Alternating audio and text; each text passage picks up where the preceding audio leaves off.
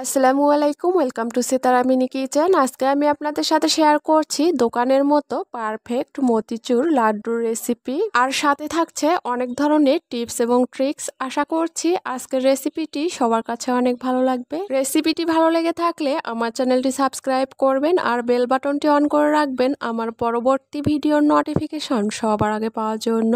এখন চলে যাচ্ছি মূল রেসিপিতে। লাড্ডু তৈরি করার জন্য এখানে একটা চালনিতে নিয়ে নিচ্ছি 2 কাপ বেসন, আর এই বেসন দিয়েই আজকে এই মতিচুর লাড্ডুগুলো তৈরি করব। আর এই বেসনগুলো নেওয়ার আগে অবশ্যই চেলে নেওয়ার চেষ্টা করবেন। এখন দিয়ে দিচ্ছি হাফ চামচ লবণ আর হচ্ছে হাফ চামচ বেকিং সোডা। এখানে বেকিং সোডাটাই দিতে হবে, বেকিং পাউডারটা দিলে হবে না। এখন এর মধ্যে অল্প অল্প করে নর্মাল পানি দিয়ে একটি মিশ্রণ রেডি করে নিতে হবে। মিশ্রণটা কিন্তু একেবারে ভারী আবার একেবারে পাতলা করে ফেলা যাবে না। আপনাদেরকে তৈরি করার পরে একটু দেখিয়ে দিচ্ছি মিশ্রণটা ঠিক কেমন হবে। আর যে চামচ দিয়ে এই মতিগুলো তৈরি করব সেই চামচের উপর নিয়ে এভাবে করে দেখে নিতে হবে যে মিশ্রণটা ঠিকঠাক ভাবে হয়েছে কিনা। আপনারা যদি পরিমাণে একটু কম তৈরি করতে চান তাহলে এখানে কম পরিমাণে বেসন নিলেই হবে। লাড্ডু তৈরি করার জন্য বেসনের মিশ্রণটা কিন্তু একদম রেডি। এখন এখান থেকে একটা ছোট বাটিতে অল্প করে বেসনের মিশ্রণ নিয়ে এর মধ্যে সামান্য পরিমাণে রেড ফুড কালার দিয়ে মিশিয়ে নিচ্ছি। এই রেড কালারের জন্যই কিন্তু লাড্ডুগুলো দেখতে আরো অনেক সুন্দর হবে। এখন চলে যাচ্ছি বুন্দিয়াগুলো ভাজতে। এর জন্য আগে থেকেই চুলার উপরে পরিমাণ মতো তেল দিয়ে খুব ভালো করে গরম করে নিয়েছি। আর তেলটা কিন্তু খুব ভালোভাবে গরম করে নিতে হবে। আর আমি এরকম একটা ছিদ্রযুক্ত চামচ দিয়ে এই বুন্দিয়াগুলো তৈরি করে নিব। আপনারা চাইলে যে কোনো ছিদ্রযুক্ত চামচ দিয়ে এই বুন্দিয়াগুলো তৈরি করে নিতে পারেন। এখন চামচের উপর এই বেসনের মিশ্রণ দিয়ে তেলের উপরে এভাবে করে ধরে রাখতে হবে।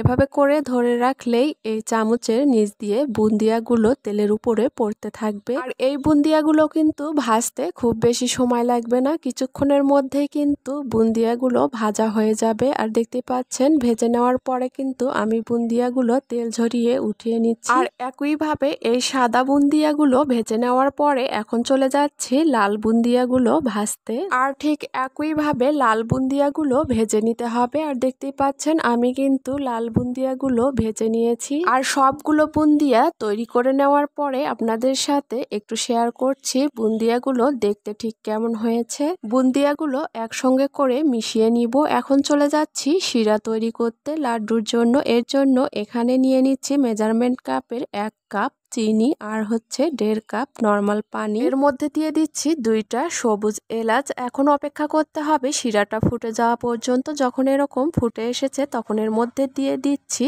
1 চামচ লেবুর রস। এই লেবুর রসটা দেওয়ার কারণে কিন্তু শিরার মধ্যে চিটচিটে ভাবটা হবে না। এখন এর মধ্যে দিয়ে দিচ্ছি আগে থেকে ভেজে রাখা মতি অথবা বুন্দিয়াগুলো। এখন একটা ঢাকনা দিয়ে ঢেকে রেস্টে রেখে দিচ্ছি চুলা থেকে নামিয়ে 10 মিনিটের জন্য। ফিরে আসছি 10 মিনিট পরে। 10 মিনিট পরে দেখতেই পাচ্ছেন এই বুন্দিয়াগুলো দেখতে ঠিক এরকম হয়েছে। শিরাটা টেনে কিন্তু বুন্দিয়াগুলো ঝরঝরে হয়েছে। এখন এখান থেকে অল্প অল্প করে নিয়ে হাতের মধ্যে ঘুরিয়ে ঘুরিয়ে এই মতিচুর লাড্ডুগুলো তৈরি করে নিতে হবে। আর একইভাবে আমি সবগুলো লাড্ডু তৈরি করে নিব। আর এরই মাঝে তৈরি হয়ে গেল একদম দোকানের মতো পারফেক্ট মতিচুর লাড্ডুর রেসিপি। আশা করছি আজকের এই রেসিপিটি সবার কাছে অনেক ভালো লেগেছে। এতক্ষণ আমার সঙ্গে থাকার জন্য সবাইকে অনেক ধন্যবাদ। সবাই ভালো থাকবেন, সুস্থ থাকবেন। আল্লাহ হাফেজ।